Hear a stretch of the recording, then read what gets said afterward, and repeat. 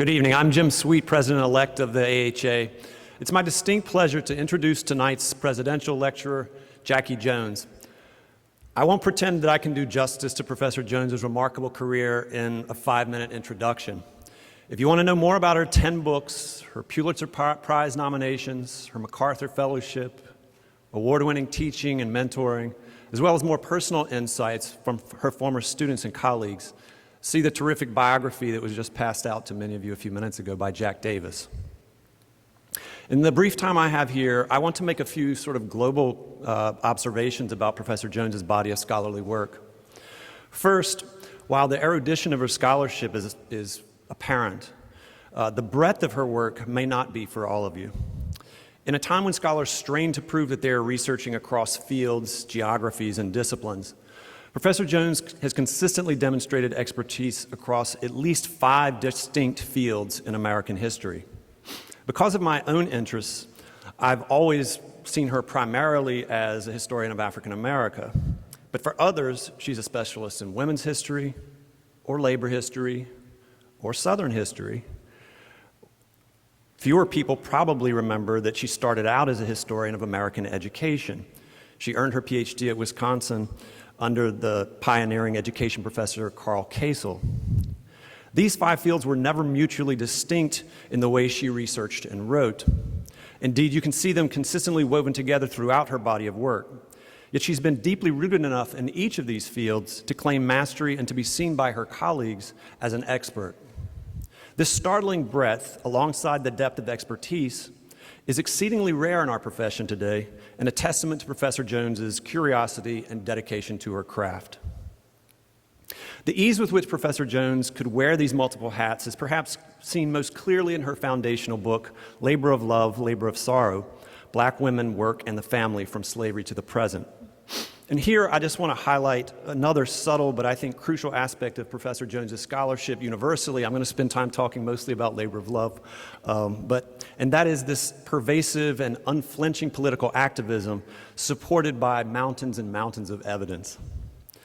I first read Jones's Labor of Love as a first-year graduate student in an African-American readings course at the University of North Carolina in 1993. By this time, the book was already a classic. On its face, it filled a lacuna in the history of black women in the United States, but it was much more than that. The political context into which Labor of Love was published had striking similarities to what we see today. Reaganomics had created an economically and racially polarized society. The African-American so-called welfare queen was a common trope of Reagan and the Republican Party in their efforts to eradicate social welfare programs. This crass political rhetoric had antecedents going back to Daniel Patrick Moynihan in the 1960s and was receiving renewed attention from scholars like Charles Murray. The ideas of black social pathology and lazy mothers was deeply entrenched in America and seemingly gaining ground, even in the academy. Professor Jones's book confronted race, sex, and class prejudice head-on, not through polemics or the twisted data of economists and sociologists, but rather through deeply researched study of the ways African Americans, and especially women, prioritize family against all odds, organizing their lives around their partners, children, and other kin. Contrary to stereotypes that black women worked largely as household domestics under slavery, the vast majority, in fact, toiled in the fields alongside men, allowing them to be closer to their families. Likewise, in the post-emancipation period, family sharecropping was always preferable to gang labor, so women could split time between field work and their own housework and child rearing. When African Americans migrated to urban areas in the first half of the 20th century, they did so in no small part because they wanted better education for their children. These and many other insights punctured the myths perpetuated by sociologists, economists, and especially politicians. In the pre-internet era, the book earned its plaudits the old-fashioned way, through glowing reviews in places like the New York Times, as well as through word of mouth. No Facebook, no Twitter, no Instagram or TikTok. Scholars and the broader public read the book because it was timely and original. Its novel interpretations garnered praise from scholars and activists alike, from Gerda Lerner and Gwendolyn Hall, to Nathan Huggins and Skip Gates, to Toni Morrison and Coretta Scott King. It eventually won the Bancroft Prize and was a Pulitzer Prize finalist. Perhaps the greatest tribute to labor of love is its endurance as a piece of activist scholarship. Indeed, in a moment where many of the sort of ugly race, class, and sex divisions of the 1980s have reemerged, labor of love, as well as her 1992 book, The Dispossessed, stand as pillars upon which a new generation of scholars continue to build powerful antidotes to prejudice and inequality.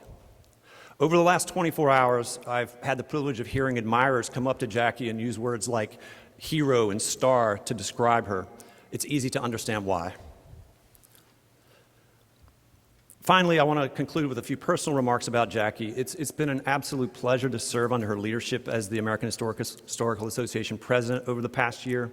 Through the many challenges the profession has faced, she's been a steadfast champion of our discipline and all the people working in it. In particular, she's consistently defended our methods and approaches on the public stage, most notably from the assaults on academic freedom carried out by various state legislatures around the country. The number of op-eds, advocacy briefs, and public declarations she made on behalf of the AHA is staggering. Through these persistent assaults, as well as the severe challenges of COVID, she has maintained her humility and good humor, serving the AHA and members in ways that I can only hope to emulate in the coming year. Tonight, Professor Jones presents the 135th AHA Presidential Lecture. Her talk, Historians and Their Public, Then and Now, looks back at the previous 137 lectures, identifying the preoccupations and concerns of past presidents in broader historical context. Not surprisingly, AHA presidents frequently projected their own narrow political ideologies and methodological approaches in their addresses, often against the tide of their changing publics. In her lecture, Jones teases out the race, gender, class, and regional tensions on display in past addresses, revealing some surprising and not so surprising trends among past leaders of the historical profession. Please join me in welcoming the president of the American Historical Association, Jacqueline Jones.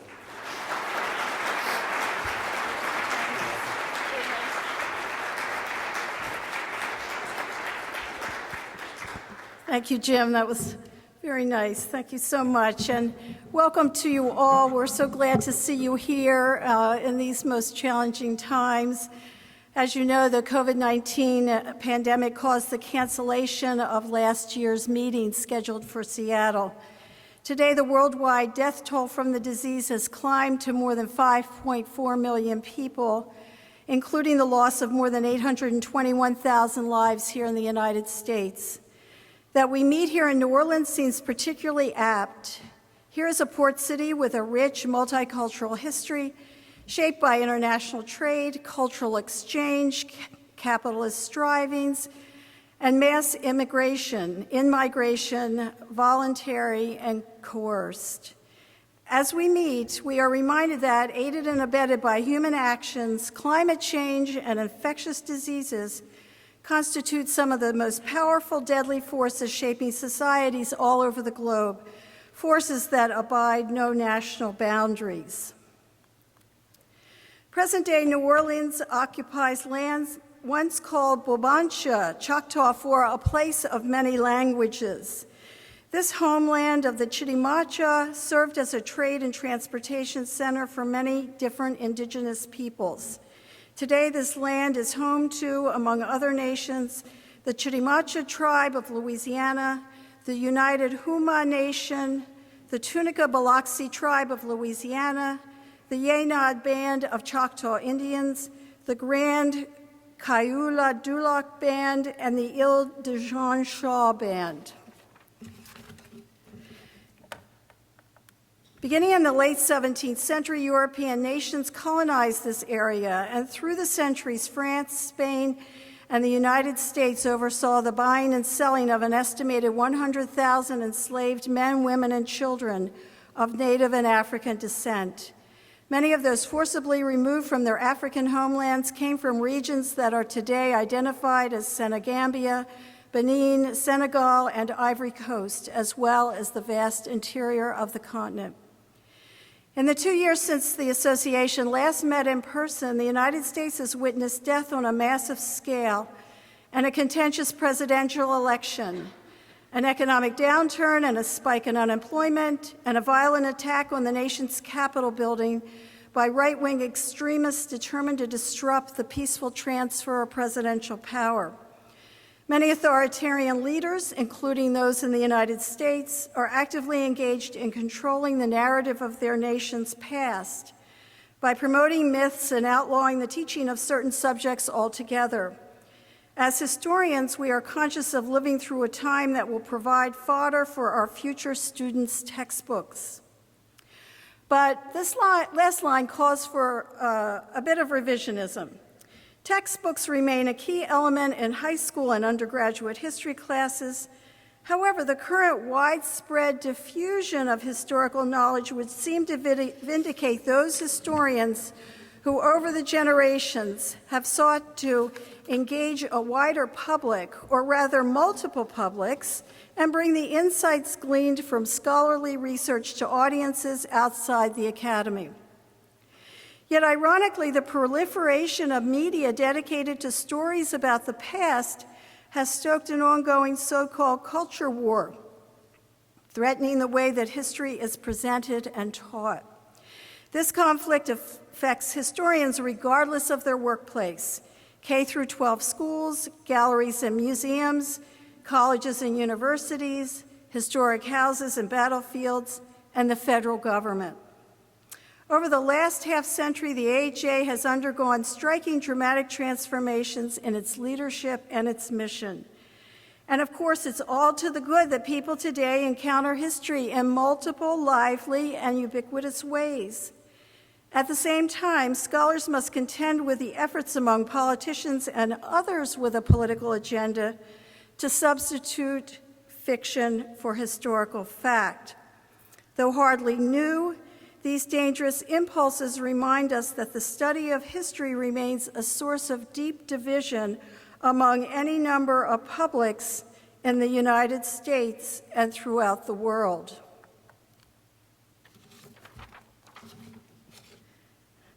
The genre of the AHA presidential address is a strange one. Ranging anywhere from 3,000 to 15,000 words, it can combine elements of the scholarly journal article, annual meeting panel presentation, autobiographical sketch, award acceptance speech, classroom lecture, after-dinner booster club oration, and Jeremiad. The address can be all these things, but rarely is just one of them. Though published in the American Historical Review, the address is first delivered in person at the annual meeting, and until 2014 at least, not sooner than 8 in the evening, and sometimes after alcohol-infused dinners or receptions. For many years, on a biennial basis, AHA presidents shared that time slot with their counterparts from the American Economic Association and the American Political Science Association. Beginning in the 1920s, the speeches followed the awarding of prizes, which meant that the AHA address might continue well into the night. Until 1920 or so, the AHA presidency amounted to an honorific position awarded not only to scholars engaged full-time in the study of history, but also to men of high status outside the profession, including former or current college presidents, ambassadors, and librarians, as well as a U.S. senator, a former president of the Union Pacific Railroad, a president and a former president of the United States as well. A disproportionate number of these men taught at a handful of elite institutions, and more than half specialized in U.S. history.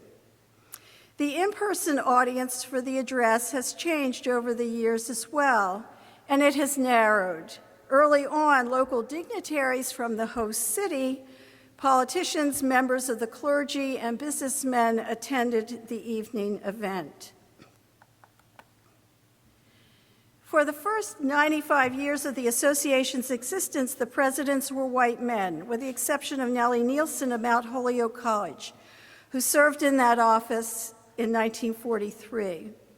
John Hope Franklin broke the streak of white presidents in 1979, and the election of Natalie Zeman Davis in 1987 marked the beginning of a long line of women in the position, 13 since that year. Presidential addresses reflected these changes in leadership, offering a view of history that included whole swaths of humankind missing from the earlier ones.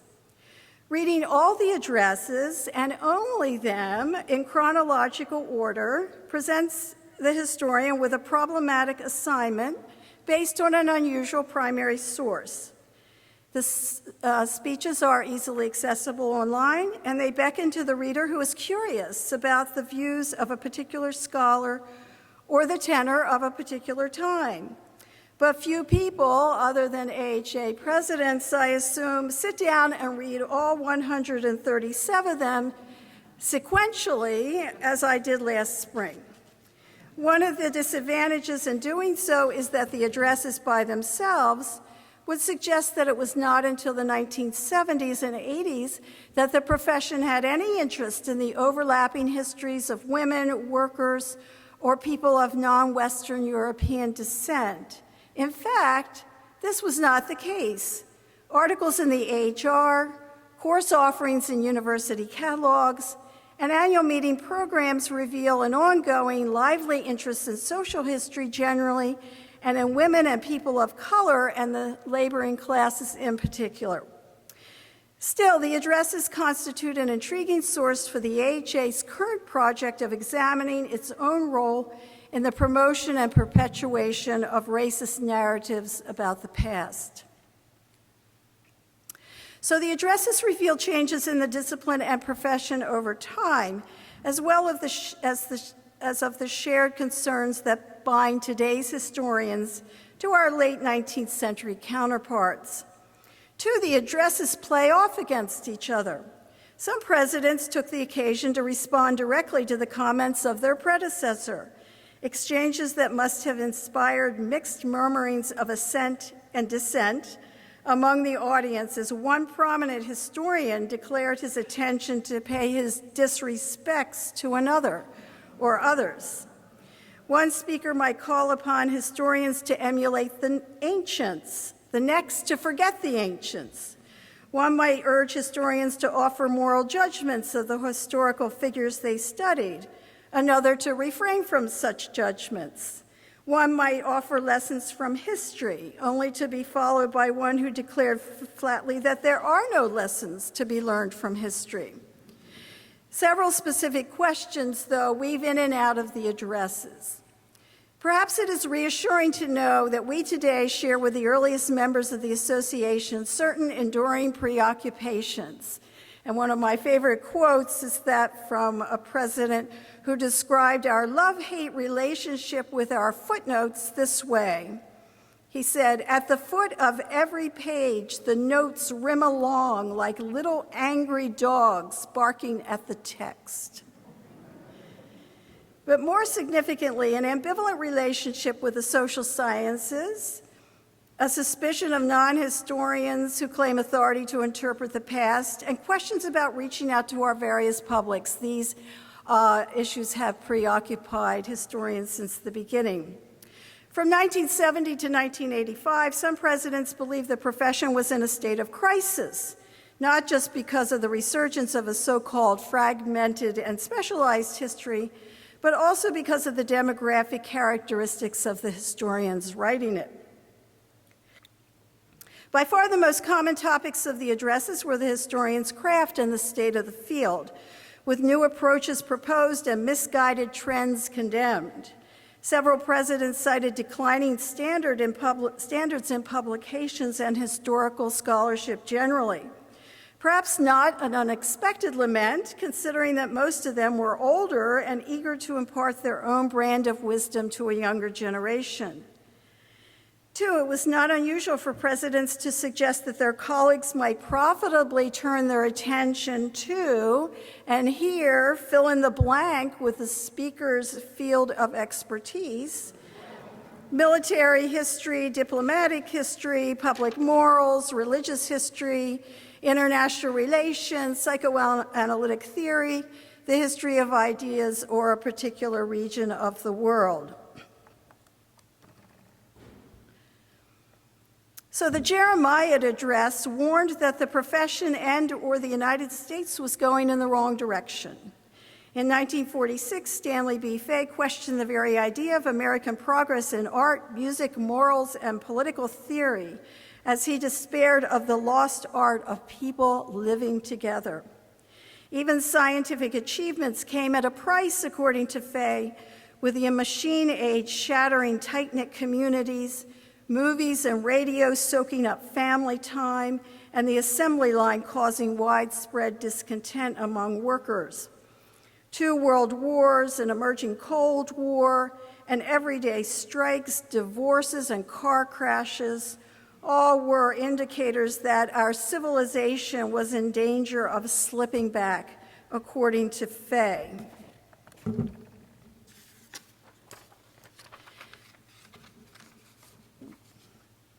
Some presidents offered fascinating microhistories based on their own research, and some called for a particular attention to the profession, for example, the teaching of undergraduates or the training of graduate students, and offered remedies for these perceived failures. The autobiographical address made a point about the state of the field or the fecklessness of colleagues. Walter Prescott Webb's talk in 1958 took the form of the picaresque, recounting his own swashbuckling youth studying the Texas Rangers, interviewing them, visiting their camps, and wearing a Colt revolver, which he described as an exhilarating experience. In fact, Webb seemed unconcerned that the Rangers were notorious for their murderous attacks on Mexican Americans along the Texas-Mexico border. Webb and others, including Samuel Eliot Morison, took their colleagues to task for what they considered their small-minded ambition within the limits of the academy. And that quote is from Morrison: "The historical profession will have little use for timid pedants whose ambition goes no farther than to get a firm footing on one of the lower steps of the academic escalator, proceeding painlessly from one professorial grade to another until overtaken by death and oblivion." So, in staking their claim to expertise and at times moral authority, historians saw rivals everywhere. Scholars in the natural sciences and the social sciences, politicians and journalists. One persistent controversy expressed in innumerable ways can be boiled down to the question: is history a science, a social science, or one of the humanities?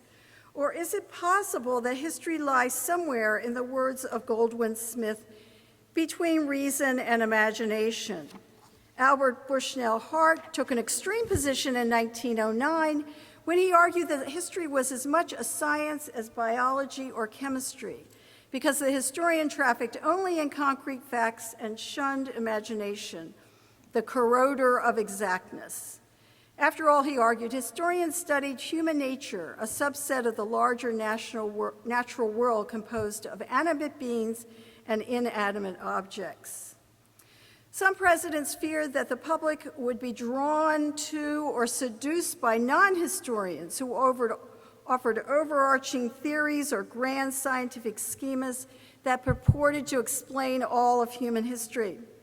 Early AHA officers at times balked at engaging in conversations they believed were defined and delimited by either Marxists, Darwinists, or Christians. To take seriously one of these interpretations of the past meant either that historians would have to prove it or come up with a new idea of their own. Over the years, presidential addresses considered the virtues of or the threats posed by various intellectual frameworks, including modernization theory, psychoanalysis, existentialism, and post-structuralism. Periodically, someone would declare the matter settled, as Charles Beard did in 1933, when he reported that members of the profession had discarded scientific theories the way they had abandoned metaphysics and theology. He was wrong, of course, and debates over theory, social scientific and natural scientific, continue to this day. Several presidents focused their ire on politicians, claiming that too many elected officials were ignorant of history and hostage to questionable values.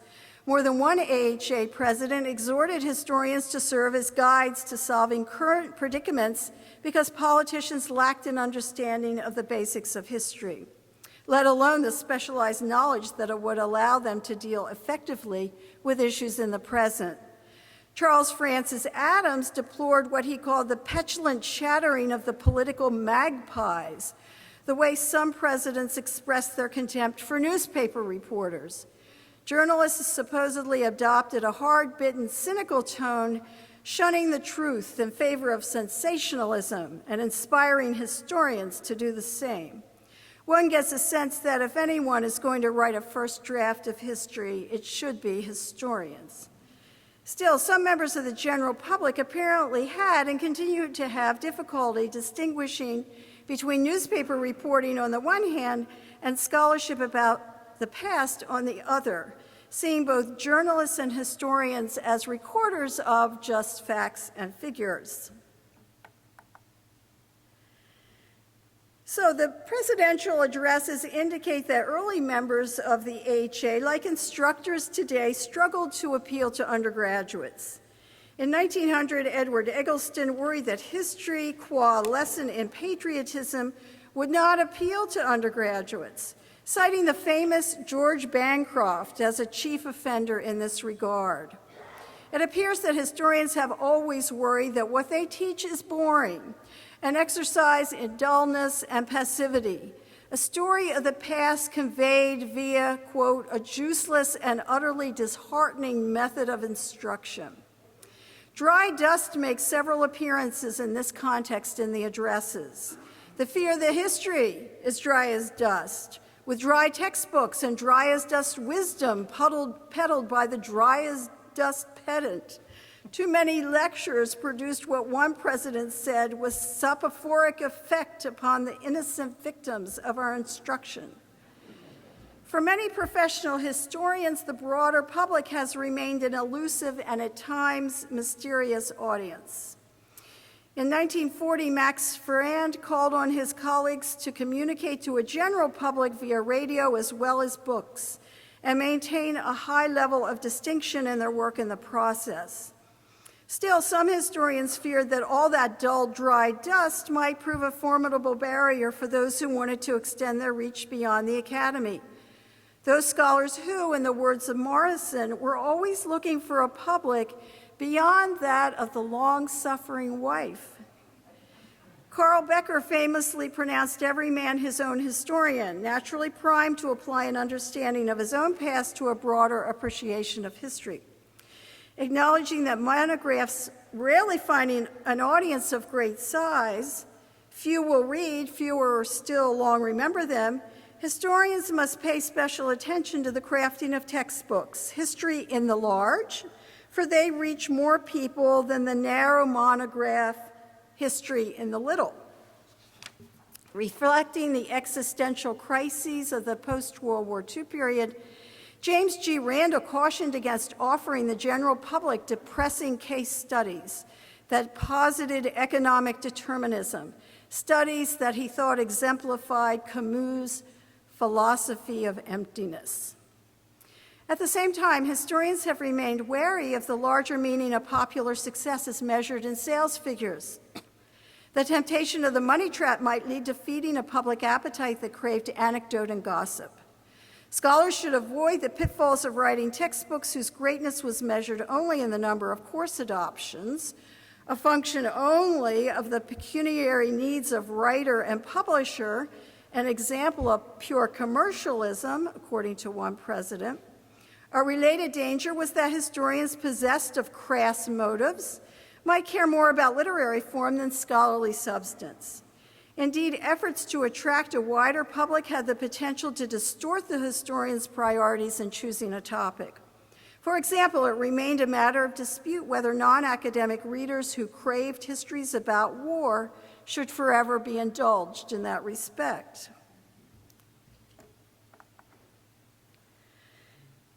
So, were historians who reached the bestseller list to be lauded for their ability to connect with people outside the profession, or derided as those who have, quote, sold their skill for a mess of royalties? In 1959, Allen Nevins tried to play peacemaker between the two camps. In an address titled Not Capulets, Not Montagues, he pushed back against the notion that history must either be, quote, authoritative and dull, or interesting and untrustworthy, a dilemma responsible for widening the gap between history that is broadly acceptable and history that is academically acceptable. Historians must write, he said, for a democratic republic in the spirit of Emerson and Lincoln. Nevins urged scholars to use any available medium, whether books, movies, radio, or TV. Puncturing his listeners' self-importance, he suggested that writers of popular history had a case when they claimed that it was they who kept the breezes of concern with the human and dramatic aspects of history whipping into your stuffy classrooms. Still, many historians had little choice but to respond to the demands of the university merit system and the imperatives of making a living. The scholarly monograph was the hinge on which promotions and salaries turned, and moreover, not all departments valued history that was geared toward a general audience. Conyers Reed cited the burdens placed on historians who were not independently wealthy. Few could afford a high-minded indifference to money-making by teaching in the morning and communing with Cleo in the afternoon, without mercenary impulses. For most, that meant obeying the strictures of the academic merit system and writing monographs for the edification of their peers. So, it's hardly surprising that many of these older white men expressed and promoted the prejudices of their times. William Ward Henry advised his listeners not to dwell on the so-called evils of slavery, since he claimed the institution was remarkably effective and efficient in lifting Africans out of barbarism and into civilization. Several presidents alluded to what they called the glory of honorable conflict between the North and South, and eschewed the term Civil War altogether in favor of war for Southern independence. Some promoted lost cause ideology, the notion that white Southerners were heirs to an honorable, if doomed, drive for independence waged by their heroic Confederate forebears. One of the chief offenders in this regard, William Dunning, delivered the 1913 presidential address, but devoted his remarks to what he called truth in history. He urged the historian to ferret out the erroneous views that people held in the past, even as he was replicating and propagating a false narrative about post-Civil War America. In the first 8 decades or so of the AHA's history, the addresses demonstrated studied indifference toward women and people of color, a great silence, as if these groups did not even exist in history or in the realm of historical analysis. For many decades then, presidents were guilty of crimes of omission that in effect obliterated the lived experience of a substantial part of the world's population. The early presidents took the occasion of their address to praise the virtues of the American Republic and the genius of what are commonly called the Founding Fathers. In 1891, William Henry pronounced the revolutionaries of 1776 to be men of great capacity, of pure morals, and of unsurpassed patriotism. And he considered the Continental Congress, quote, the most virtuous body of men which had ever met or ever will meet together in this world, a gathering that not coincidentally included Henry's slaveholding grandfather, Patrick Henry. According to several AHA presidents, the backwoodsman was first among equals in the pantheon of U.S. heroes, embodying the very genius of American democracy and carrying forth the westward march of capitalism. Adventuresome white settlers, quote, imbued with the habit of work, the hardest working people on earth. Some presidents seemed oblivious to or willfully ignorant of the dramatic events unfolding in their own time. For example, James Schuler could claim in his 1897 address that Americans eligible to vote face no impediments in doing so. This when all the former Confederate states were making strenuous efforts to prevent black men from casting ballots. Edward Channing made it clear that he approved of black disfranchisement since he said the 15th Amendment had led to scenes of lawlessness in the South. We're reminded that words matter. Channing referred to Southern slave owners as employers who opposed Northerners' interference in their labor conditions, a statement that suggested slaveholders were the progenitors of contemporary anti-union corporate managers. As historical agents, or even otherwise, people of color and women of all colors lacked much of a presence in presidential addresses for many years. The names of women qua historical actors or historians were few and far between before the late 1980s. In 1887, Justin Windsor mentioned Mercy Warren, the historian of the American Revolution, but dismissed her work as far from learned in its details. Worthington C. Ford, in an address titled The Editorial Function in U.S. History, cited Eliza Susan Quincy, editor of Josiah Quincy's memoir, but singled her out for doing an awful job, doctoring, altering, omitting, and mutilating the text. The addresses were replete with gendered language, often in service of negative sentiments. When Carl Breidenbau wanted to disparage the econometricians and others who relied heavily on quantitative data, he referred to quantification as that bitch goddess. Charles M. Andrews suggested pure objectivity produced a kind of history akin to a grim, worldly old hag.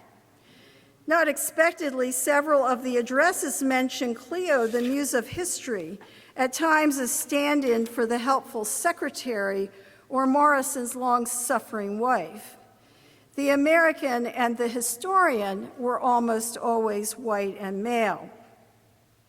Attendees at the annual meeting did not hear an address that featured Latin America until 1932, nearly half a century after the association's founding, when Herbert E. Bolton urged his colleagues to study the two-thirds of the Western Hemisphere of Hispanic origin.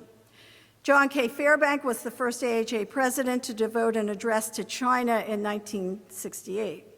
Joseph Miller was the first president in 1998 to talk at length about the history of Africa. Vicki Ruiz broke new ground in 2015 with her address, Class Acts, Latina Feminist Traditions, when she described Hispanic women's contributions to the U.S. labor movement.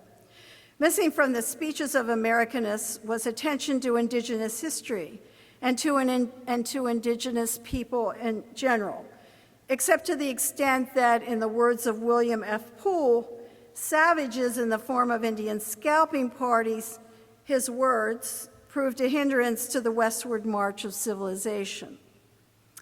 Although several presidents mentioned enslaved and disenfranchised black people, no one before John Hope Franklin in 1979 considered black men and women as historical actors in their own right. Not until Thomas Holt delivered his address in 1994 did any AHA president tackle the fraught history of racial ideologies, filling an intellectual vacuum of more than 131 years. This, while American history was the chief topic of many addresses. It took a black historian to consider the subject of black history, and it also took a woman, Natalie Z. Davis, to posit women as subjects worth studying in her discussion of several women historians from the 18th through the 20th centuries. These long-standing voids were part of a larger trend, the silence among many presidents who effectively erased not only the histories of specific groups, but also the political and social upheavals of their own day. For example, a cluster of addresses in the 1960s ignored the ferment of war and protest engulfing many societies, rebellions that many presidents no doubt witnessed firsthand just by looking outside their office windows. Indeed, it is striking that so many historians in the third quarter of the 20th century made no mention of the Black Civil Rights Movement, the women's movement, the drive for the rights of Mexican-American farm workers, or for gay rights, or the protests of indigenous groups. While some HA leaders ignored the upheavals of the 1960s, others went out of their way to express horror at the state of the profession and the supposed misdirection of the country. In 1961, Samuel Flagg Bemis offered up the archetypical Jeremiah. Bemis had little doubt that the United States had reached a frightful state of military unpreparedness. Now that the country was, he said, debauched by mass media of sight and sound, pandering for selfish profit to the lowest level of our easy appetites, fed full of toys and gewgaws, held back by insidious strikes for less work and more pay. The following year, Carl Breidenbau issued a broadside against an emerging generation of historians, the only address to inspire indignant rebuttals in scholarly journals. Echoing Bemis's alarm, Breidenbau trained his sights on a profession whose very survival he claimed was at risk. His address posited that modern life had become so complex, the environment so artificial, that the simple virtues of religious piety and rural living were in danger of disappearing altogether.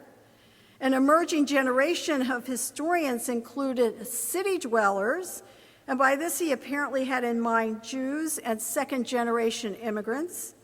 He said they lacked historical imagination because they were personally unfamiliar with the country's pioneering spirit, and they saw history only as a source of jobs and not as a higher calling. Breidenbau seemed remarkably out of touch with transformation in both the profession and the larger U.S. society.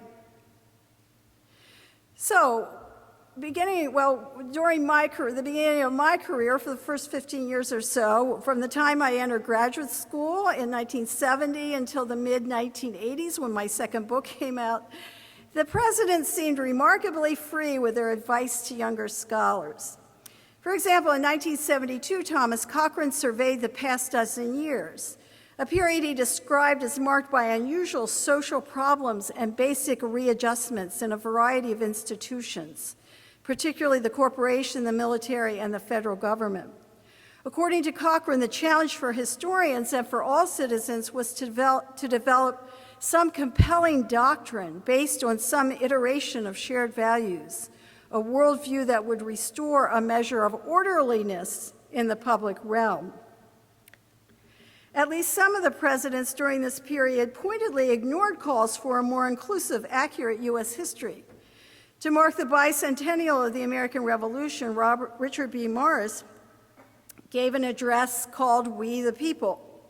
Despite the title of his talk, Morris offered a traditional narrative shaped primarily by high politics and military conflict. He claimed that, quote, the Founding Fathers never doubted the central role of the people in bringing about the final break with England, but then he proceeded to narrow his definition of the people, excising all women, indentured servants, indigenous groups, and people of African descent.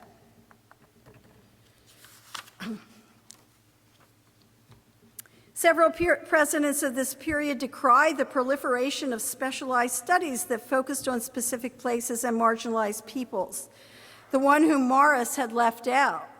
In a related vein, in 1985, William H. McNeill identified what he believed was a marked trend in scholarship since the 1960s, the history of people of color and women. And it was a concern for him that historians engaged in this effort were themselves people of color and women. The danger in such a trend, he opined, was that scholars who studied a group to which they belonged had a vested interest in portraying that group in a favorable light, a suggestion perhaps ironically demonstrated by the addresses delivered by the AHA's first 80 white men presidents. According to McNeill, flattering historiography, that's what he called it, could serve as an incentive for the group in question to come closer to living up to its noblest ideals. But this kind of myth-making risked yielding two unfortunate outcomes: self-delusion on the part of the group in question, and a kind of group identity that disrupted the national civic order. The Cold War, which demanded of U.S. citizens a single-mindedness of purpose, was not the time, he said, for subnational groups to acquire a historiography replete with oppressors living next door and perchance still enjoying the fruits of past injustices. In some, parochial historiography, again his term, including specialized studies, heightened the chances of internal political conflict when the U.S. could least afford it. A general attack on specialization was a code then for the new so-called new social history. And Philip Curtin was referring to the new social history when he talked about these what he considered very narrow specialized studies. So as a parenthetical observation, I'll just note that my first two books, published in 1980 and 1985, violated many of these prescriptions against specialized studies and attention to women and other marginalized groups. So I'd like to turn now to what I call close encounters with history today.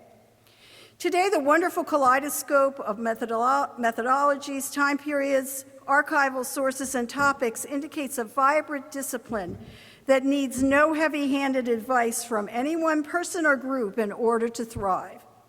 In the not-too-distant past, historians framed their publics in terms of limited, discrete categories: their peers, other scholars and students, the general reader, the museum goer and historic site tourists, patrons of state and local historical societies.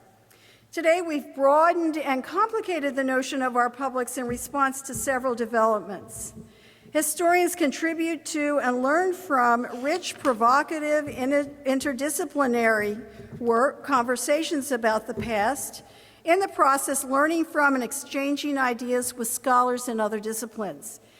Indeed, debates about the trajectory of human history, especially works in a resurgent so-called big history or the grand narrative, are just as likely to be framed by anthropologists, archaeologists, political scientists, geographers, philosophers, and psychologists as historians.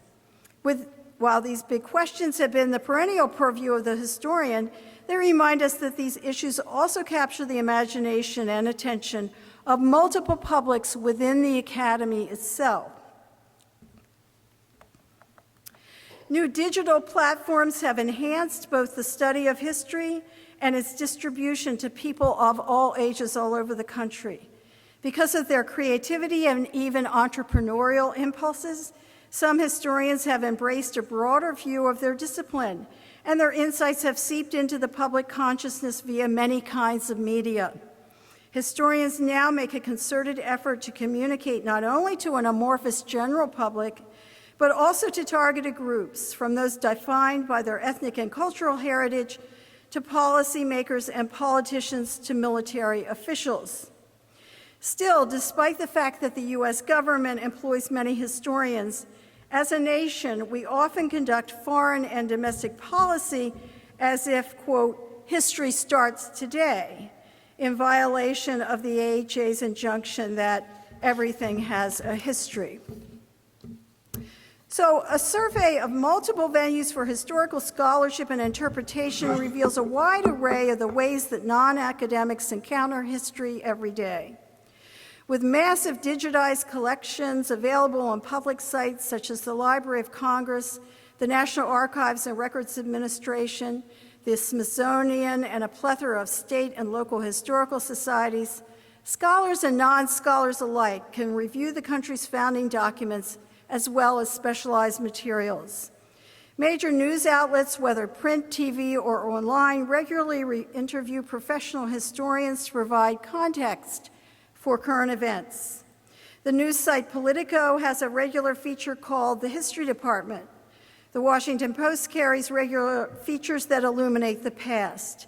Made by History consists of opinion pieces by historians, and Retropolis often explores some facet of history in the Chesapeake region. In 2018, the New York Times began a recurring feature of obituaries of notable persons who were deemed unworthy of notice at the time they died, a series now called Overlooked, including such figures as the anti-lynching activist Ida B. Wells Barnett and also the writer Charlotte Bronte.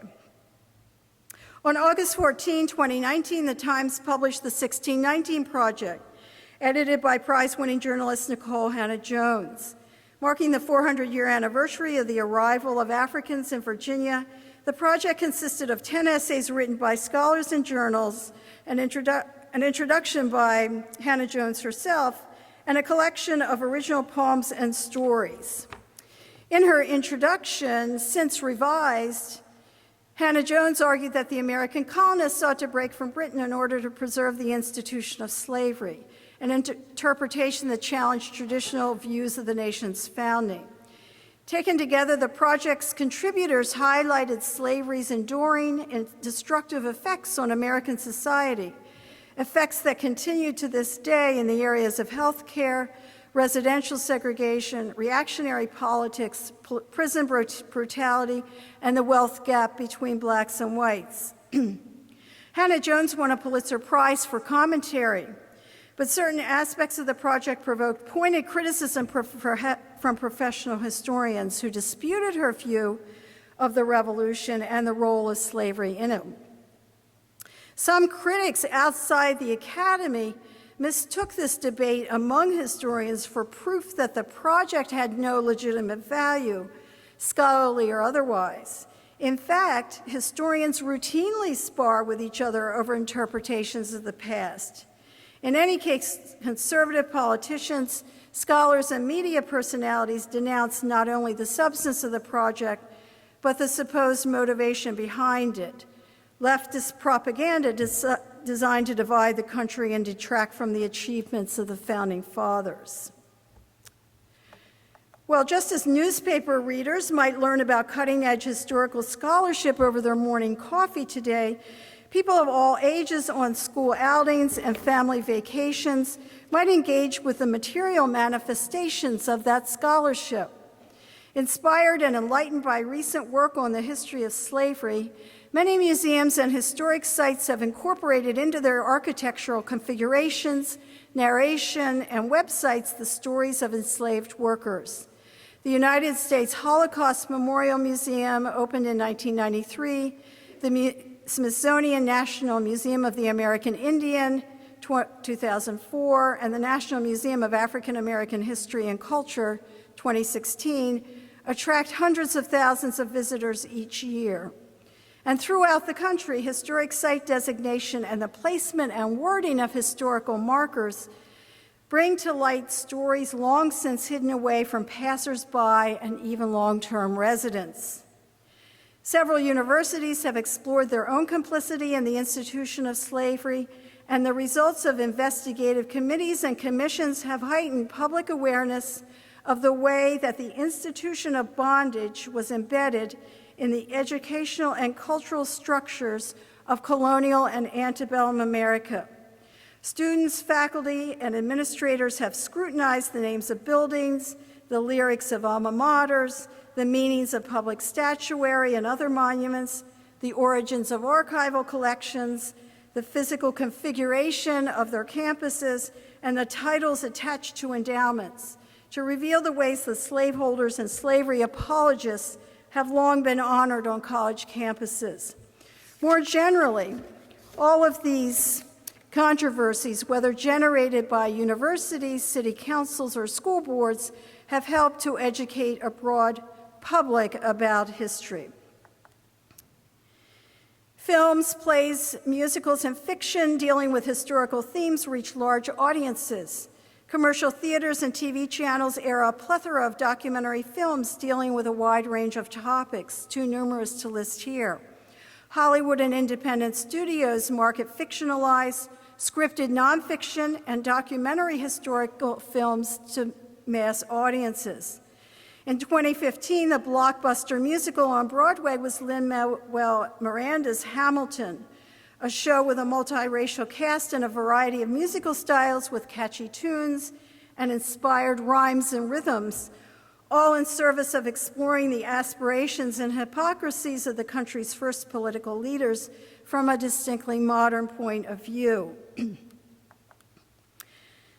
So, A 2020 survey conducted by the AHA in conjunction with Fairleigh Dickinson University found that many respondents prefer to consume history as a form of entertainment.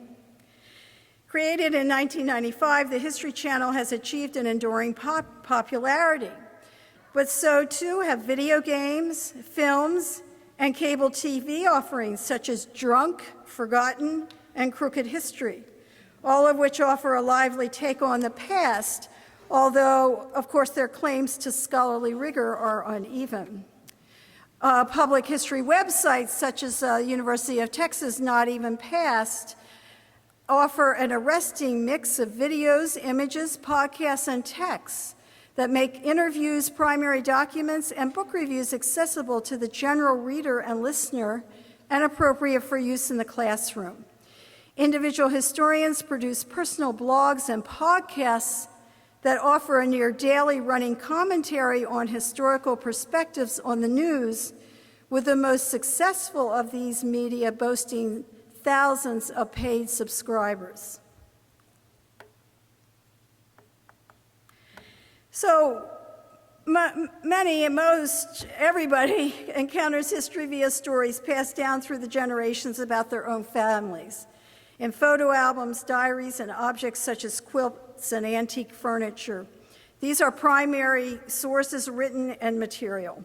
Genealogy constitutes an entree into history for individuals and families, reminding us that many people outside the profession are avid amateur historians. They use a wealth of online sources, historic newspapers, census data, ship passenger lists, and other information to grow their own family trees. They take advantage of family gatherings to probe the memories of elders and make certain that younger generations understand their own heritage. TV shows that trace a particular person's ancestry have also gained popularity in the last few years. In a related vein, some local groups seek to identify and honor long-departed kin, with community members exploring the history of overgrown and hitherto neglected cemeteries, including the New York African Burial Ground and the San Jose cemeteries in Metropolis, Texas. These communities work with archaeologists and local churches and historic preservation groups to preserve these sites and identify the remains of those interred in them. The fact that history is seemingly everywhere these days should not prevent us from acknowledging serious, ongoing threats to the historical enterprise. One threat comes primarily from employers who seek a cheap labor pool. Contract faculty lack the resources of their tenured and tenure-track counterparts, including health insurance and travel and research funds. Too often, their departments treat them like second-class citizens. Without a union, many of them have no control over their own workplace or assignments.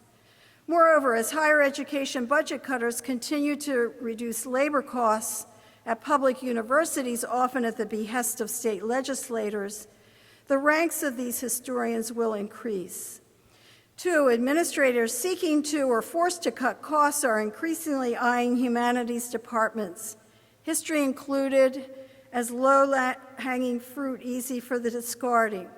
Some of these efforts are driven by financial concerns, but others are prompted by the erroneous notion that it is only the STEM fields, science, technology, engineering, and medicine, that offer students a gateway to well-paid jobs and viable careers. The anti-intellectualism that has been a hallmark of American society persists through the generations and finds expression today in politicians' crowd-pleasing calls for universities to transform themselves into vocational schools. It is not only higher education that register the effects of a politicized skepticism toward experts and scholarly expertise. Public K-12 schools have long been sites of bitter conflict with state legislators, school administrators, teachers, parents, and students clashing over racial integration, curricular matters, the teaching of evolution, the role of athletics, free speech, and students' privacy rights, among other issues. Yet in the fall of 2021, local school board meetings assumed a new and even violent tone as some parents protested vaccine and mask mandates and also objected to the teaching of what they mistakenly called critical race theory. The theory, which originated in law schools, focused on racial prejudice and practices embedded in institutions and structures. It was not part of the K-12 public school curriculum. In this hyper-partisan time, a heroic romantic view of the country's founding achieved renewed expression and public denunciations of a more inclusive history. The timing was no coincidence when, in 2020, President Trump appointed a 1776 commission immediately after the publication of the New York Times 1619 Project. The swift backlash against the project in some quarters represented a strenuous effort to deny or ignore key aspects of America's past. But the fact that the 1619 Project existed at all was testament to the increasingly vital role that historians were playing in public discourse. Scholarship had spilled out of the ivory tower and into the streets.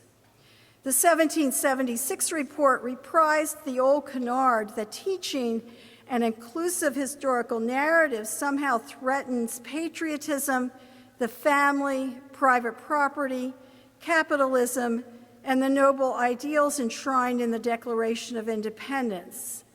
With no authors listed and no historians of the United States on the commission, the report was riddled with errors and risible assertions. For example, comparing progressive-era social settlement workers and anti-child labor activists with European fascists, and charging that American universities were hotbeds of radical subversion.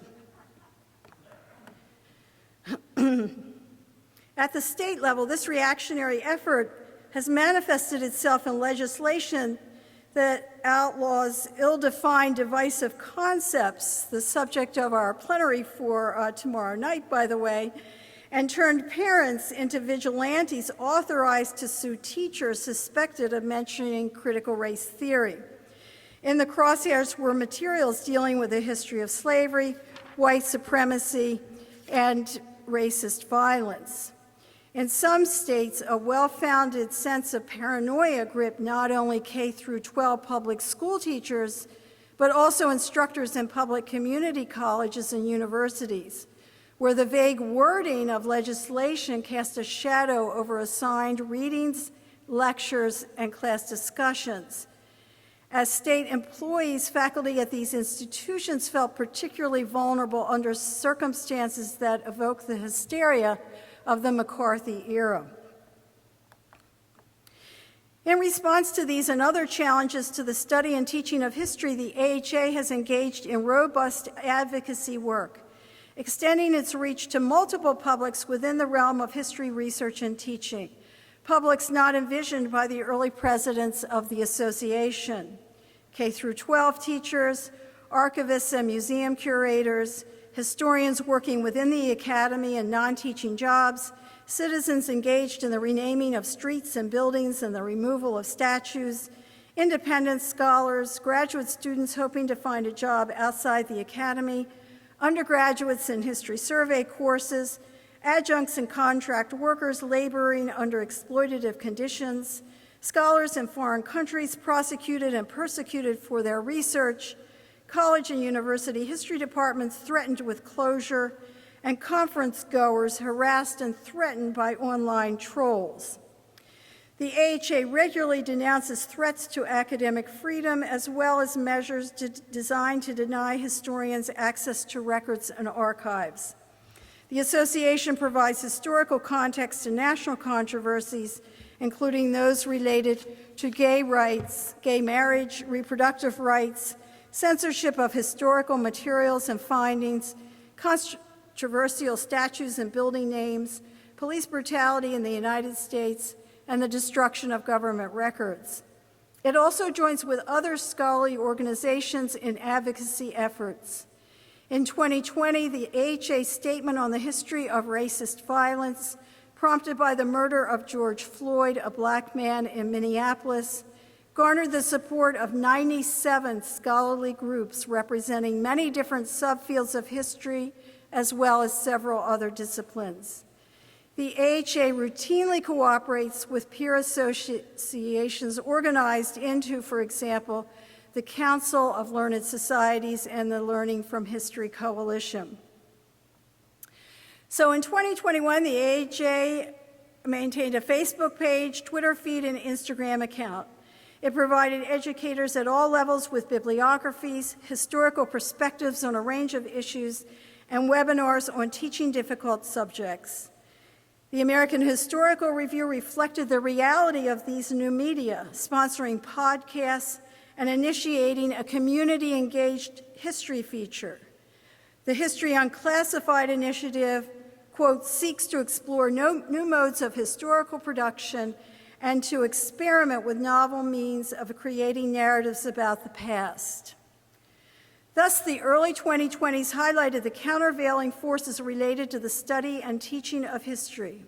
On the one hand, a robust discipline distinguished by the creativity and public outreach on the part of professionals with history more than ever, a lively presence in the lives of many of Americans. And, on the other hand, a discipline and a profession under siege by hero worshipers, cynical politicians, and institutional budget cutters. By making history available to all sorts of publics, scholars seek to counter myth-making and contribute to a broader educational enterprise, one that is essential to the future of the discipline and indeed to the future of democracy itself. Are we on the road to the state-sponsored repression of historical facts or to a greater public awareness of the complexity of the past? My successors will be able to tell.